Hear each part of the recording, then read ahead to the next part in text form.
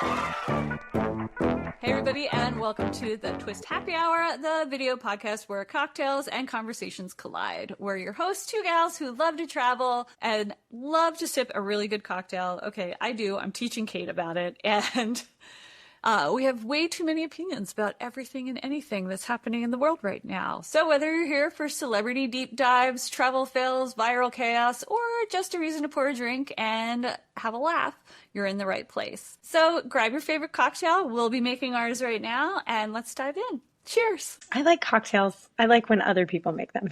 Yeah, I know. It's kind of like salad. When someone else makes me a salad, it's the best thing ever. Yeah. If I make a salad at home, I'm kind of like, oh, it's a salad. I have to eat it. I don't make salad at home because I'm like, oh God, I have to cut up all that stuff. Trader Joe's. My family is very used to bag salad at this point. Trader Joe's has saved me because they have those mini like mixed salads that are all different things. And I'm like, if I have access to that, I'll take that every day for lunch. I don't want to make it myself. It's too much trouble. It's a pain in the butt. I mean, it's like most things. It's why I cook in bulk. I just want to make it once and then eat for 6 months. And then we're having chicken for the next 6 years. Everyone buckle up. Everybody get used to chili. Okay, so today our cocktail is a mocktail, because those are very big right now, salty dog. So it's really, really easy to make. All it is grapefruit juice, lime, and some sparkling water. If all you have is actual grapefruits, which I know Kate does, you might want to add a little simple syrup in. That's a personal preference of how tart you want to be. And you just have to basically put it all in a glass, throw some ice in there if your sparkling water is not chilled, and go to town. I like to do a little rim of salt, which is what makes it a salty dog. Oh, so I was going to ask, what's the salty part? Yeah. Okay, so walk me through I'm going to put ice in my glass. Okay, put ice in my glass. Okay, and then I'm going to add grapefruit. Yeah, grapefruit juice. Okay. Which I know yours is fresh squeezed. Do you have a grapefruit tree? No. I don't have any trees that grow things that you could put in your mouth. I have banana trees. I have banana trees. I hate banana trees. They take over. They don't grow bananas. They did at one time. And then Zac Efron told me that if I cut it down, it will regrow and grow new bananas. He lied. Zac's a liar. I don't know what to tell you. Zac, you're watching. I don't know. Banana trees are like weeds in California for me. So I'm just kind of like, no, cut them all down. Smother them. Very upsetting. All right. If anybody needs the recipe, it's 2 ounces of grapefruit juice, 1 ounce of lime. Just measure with your heart. It's a mocktail, so it really is kind of whatever you want. You can put a pinch of sea salt in there, or you can just have a rim like I do. Okay. It's like a margarita. I can just like lick it all off, eat it. And then top it off with a little sparkle. Yeah. Okay. I got it. I'm on it. See, taste test. Oop, that's real tart. Yeah, we're going to you might want a little simple syrup. Can you add this after? I don't know. Just add it after. If you have a spoon, give it a little stir and swirl it. It's fine. A little swirl. Yeah. It's real tart.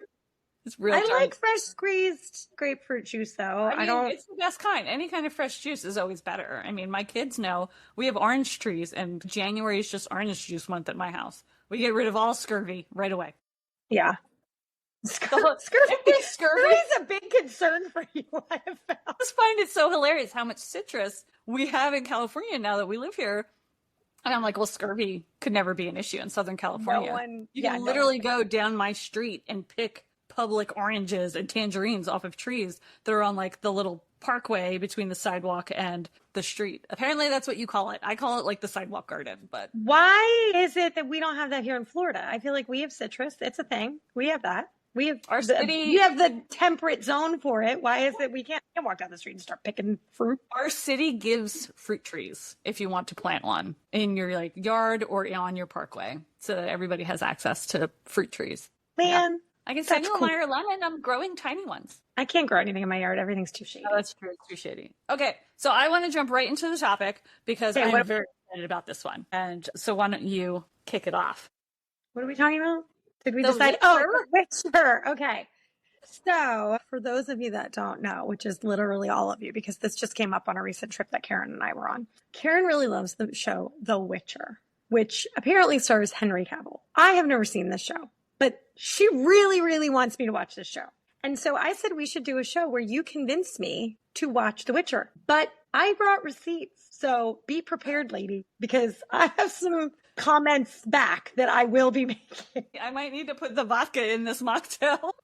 I went on a little bit of a deep dive and found out some information about The Witcher. It's just, I'm just saying. So hit it. Why do I need, what are the key factors that I need? Why is this missing from my life? Okay, so here's my guilty secret, and I think my husband knows this. So I find Henry Cavill as the Witcher so hot. Like, that dirty, gross character he plays. Yeah, I don't find him hot as Superman at all. I don't like clean up, shave and everything, but I like them all gross and naughty. I mean, what that says about me, I don't know, but keep in mind my husband's bald with a goatee and a little rough around the edges too.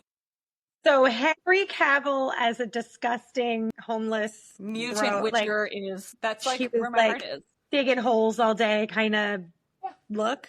That's the... Yeah, and he fights monsters. I need somebody that can fight monsters for me. I mean, you know what? You're going to get dirty and sweaty doing that. So... That's okay.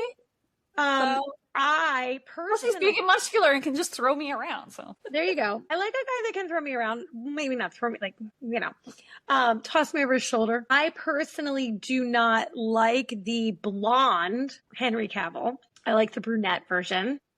It's not blonde, it's white. I don't like the creepy white eyes or whatever he's got going on. That's a little bit... Now, you have mentioned the bathtub scenes. And, you know, bathtubs, you're not wearing a lot on the top or bottom, but I'm sure they're showing bottom. But I'm like, I could just do like from here down and just like get into it on that end. And yes, I'm very shallow. Thank you everyone for noticing. But and I knew that I like dirty guys, so that's why I have to take a... So here are my questions, because this is a fantasy show, which I'm pretty ambidextrous when it comes to what I'll watch, what I'll read. I love, you know, I kind of love it. Like, I love Game of Thrones. But I also like historical dramas. You know what I mean? Like, so if you like Game of Thrones, then you would love The Witcher. Yeah. But here's the thing. Fantasy shows sometimes get a little convoluted and they get a little like too complex. But then like also there's not like the character development is kind of like loose, you know? So is the like general, like, is it well acted? Like where does it fall on cause like I've seen people online talking about this and they're like, it's a little complex. The timeline, I guess, jumps a lot. The first season, the timeline jumps around because there's basically 3 stories that you need to know about happening. And then by the end, they all come together and you see where everybody's path brought them to where they are. Is this show going to cause me stress? Like zombie apocalypse? Like, so no. I love a viral show or whatever we call it, like the trending. Loved Lost. I know we all feel a specific way about the end, but I watched it and I was like looking for clues and context clues and all these things. And I loved Game of Thrones. Again, endings. They're tough for everybody, I guess. I really loved, like, there's shows that are like junk food shows where you can just like watch one episode and then like watch 3 episodes later and you didn't. Like, is it, you have to watch every episode? I mean, you have to watch all the episodes to know what's going on. Do you have to watch them, like binge it all in one day? Do I have to take notes? Am I going to be, if I don't like really, how committed do I need to be to the show? So I work a lot with the TV on in front of me at night, like when I'm just editing photos or whatever, or like researching stuff. So that's how I judge a show. Can I do other work while I'm watching TV? This one, I would probably not the first go around. No, I have the second go around and the third. But how many seasons is it? It's only 3 seasons right now. And like the hardest thing for me, if I'm going to continue watching, is Henry Cavill's left the show. Well, then why are we even here? Why is this even canceled the podcast? No. The Liam Hemsworth is taking over the role. I like him though. But I don't. I saw him in that sad Kate Winslet movie and I just changed my mind about him. No, he's not Henry Cavill as my dirty Witcher. What is your problem with Liam? Is it because Gale was kind of a little much in the Hunger Games? He was a little much. You're like, Gale, whatever. Not the one, Gale. Okay, back That's off. All right. Gale in the books anyway, in the Hunger Games, I was kind of like, all right, dude, move on. Like, just move needy. On. She has some PTSD. She needs, Petra, whatever his name is. Ida? Oh my God. Ida, thank you. I'm sorry. I was just thinking I have to rewatch them again. So, like you, I am very ambidextrous. But if I had to pick my top genre, I am a romantasy girl through and through. Okay. Like, so I think that's how The Witcher also speaks to me, and Game of Thrones, because I mean, granted, they are much more drama than they are romance, but there is a little bit of the romance in there. But then there's like the amazing costuming and the locations that they go to, and there's monsters and fairies and elves and all that stuff. I like anything that takes me out of my reality and lets me forget all the trauma and drama happening in the real world outside of the my day. my living room. And so it's escapism TV. I'm all about escapism TV, and The Witcher satisfies that. It's based on a comic book. And the way I know that a comic book or a video game that has been turned into a movie or a TV show is good, really good, is if my husband approves of it. Because my husband is the biggest critic of these kind of things, because like he grew up on these, like, you know, comic books and everything. Like what they do with DC comics, he's just horrified. But Marvel, we're kind of okay with him. He knows he just can't mess with my Marvel people because I just love Marvel so much. But The Witcher, he was just like, yeah, this is really good. Like that's one of our shows. We don't watch a lot of shows together, but that's one of our shows. Do you feel like all of the characters that they make seem important have the character development that they stay important? I feel like that is in these, like some of these bigger shows, like even Lost and stuff, like they'll introduce these characters that you're like, oh my gosh, this person is going to be like really, really instrumental in whatever happens with the plot. And then you like see them for 2 episodes and then they're like, never. And there's no explanation. They're just gone. No. And you're like, what happened to this, you know? No, for Lost fans, Daniel Faraday. Everybody read into that character. People like Faraday box, like the whole Faraday thing. And everybody's like, oh my gosh, this is like huge. And he had like his mom was somebody and it was like a whole, and then they were just like, and that's the end of that. He's gone. Goodbye. Okay. So I have to admit, Lost was on. I can't remember when Lost was on, but there was a reason. It was a really long time ago. It was a really long time ago. Like, was I in grad school? Was I in college? I don't even know. How, like, was this 20 years ago? So it was 20 years ago. It was easily 20 years ago. And I'm like, got to the point that I was just like, you know what? I'm just going to wait till it's done and then I'll binge it. Great. Did you do that? And then everybody started talking about the ending and how horrible it was, so I never watched it. You could watch all of Lost and then not watch the last episode and still feel as lost as the rest of us. I think Lost sticks with me because it was such a like womp womp at the end. Like you were like, what? I mean, that was Game of Thrones, right? It's like everybody's like, wait, and now we're done? I know. Winter has been coming for 8 years and now it's over? Where's the resolution? You know what I mean? Yeah, so like to that point, I don't want to invest in another show like The Witcher and be like at the end, like, okay, Henry, okay, hold on, let's stop. Is Liam Hemsworth taking over like the role? A role. So I don't know. He's not like the cousin of The Witcher or whatever. No. Okay. So like that's what I think, that my brain can't wrap around how they're going to do this. So I am curious to see it, but I do feel like character development wise, you know, there's the 3 main characters and then all of their like co-characters that go around them. It all makes sense why that's all happening and why, like, no one's just randomly disappearing. They might disappear for an episode or 2, but like there's an explanation for it when they come back. They're playing a pivotal role or whatever. Yes, exactly. Yeah, it is weird when shows swap out the actor that is the main lead, because I feel like it's like the Mr. Hooper of it all, right? From Sesame Street. He was just gone. And we were like, who's this guy? Like, what? Like, just because we're kids. As a child. The same person. Yeah. So, yeah, No, and it's one of those shows I feel like you can watch, like, again. Like, I've already watched it again. And maybe, I can't remember if I watched it 3 times.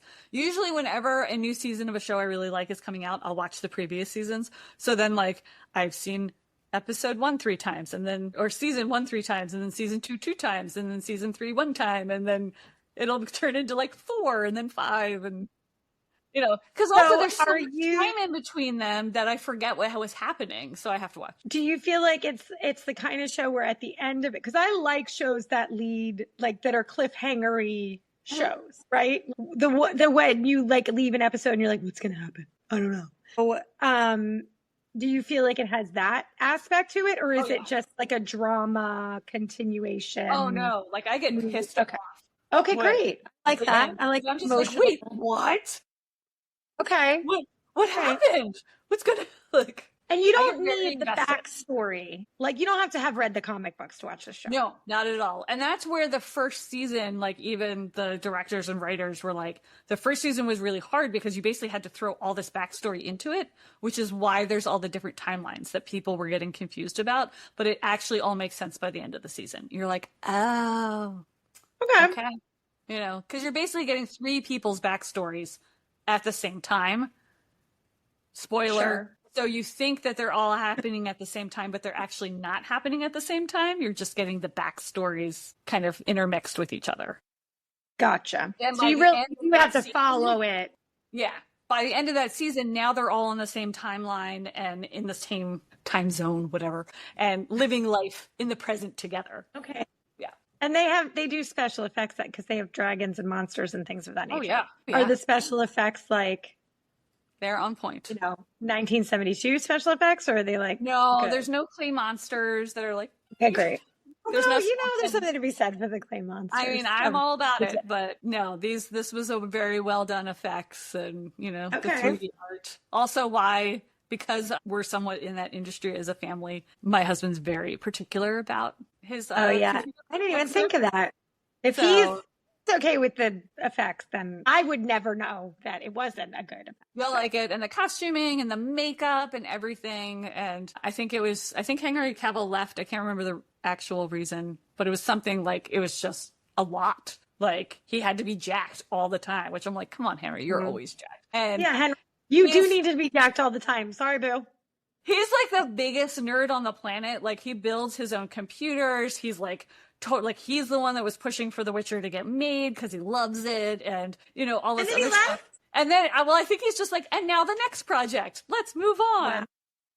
So he's a little ADHD, and like most creatives, you know, we got a little ADHD in each other. All right, well, I guess we'll have to revisit this after I watch like a couple episodes, and we'll see where I stand and if it was well worth my time and effort. How long are these episodes? Like an hour or less? An hour, yeah.